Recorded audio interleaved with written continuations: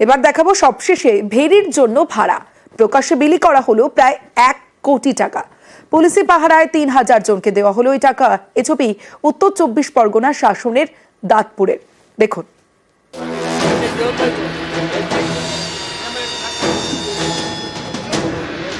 Bank অ্যাকাউন্টে নয়, নগদে লেনদেন। রবিবার প্রায় 3000 জনের হাতে দেওয়া হলো 1 কোটি টাকা, ভেড়ির ভাড়ার টাকা। এদিন উত্তর 24 পরগনার শাসনের দাঁতপুরে ভেড়ির মালিকদের দেওয়া হলো ভাড়ার টাকা। আমি 25,000 টাকা। আপনি সঠিকভাবে টাকাটা বুঝে পেয়েছেন? হ্যাঁ, সঠিক। এর আগেও পেয়েছি। শাসনের বিস্তীর্ণ এলাকায় ভেড়ি, এখানকার বাসিন্দাদের আয়ের বড় ভরসা ভেড়ি। মালিকদের থেকে লিজ নিয়ে মাছ চাষ করা হয়, বছরে 3 কিস্তিতে দেওয়া হয় টাকা।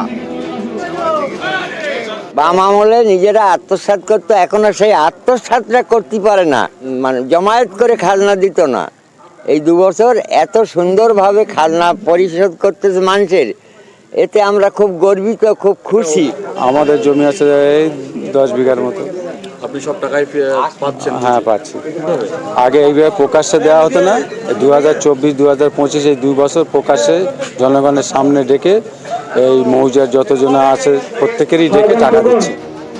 স্থানীয়দের দাবি, কয়েক দশক ধরে এখানকার প্রায় 1200 বিঘা ভেড়িতে মাছ চাষ হচ্ছে, কিন্তু মালিকরা ভাড়া পাচ্ছেন 2021 সাল থেকে।